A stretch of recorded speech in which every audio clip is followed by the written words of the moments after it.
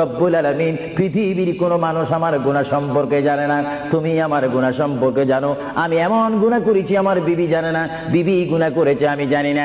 আল্লাহ তুমি সব কিচ্ছু জানো, হে আমার প্রভু তুমি আমাকে মাফ করে দাও। আমার আল্লাহ বলে তারপরও যদি তোমাদেরকে আমি মাফ না করি, তারপরও বান্দা তোমরা আমার রহমতের দরজা থেকে ফিরে যাইও না। আমি তোমাদেরকে হুকুম দিচ্ছি, ওয়ালাউ আন্নাহুম ইয যালামু আনফুসাহুম জাউকা, বান্দারে যদি গুনাহ করে ফেলো আমার রহমত থেকে মুখ ফিরিয়ে তুমি চলে যাইও না। বান্দা আকাশ পরিমাণ যদি গুনাহ করো, পাতাল পরিমাণ যদি গুনাহ করো, সাগরের পানি পরিমাণ যদি গুনাহ করো, পাহাড় তুলনায় যদি তুমি গুনাহ করো, আমার দরবার থেকে তুমি নিরাশ হইও না।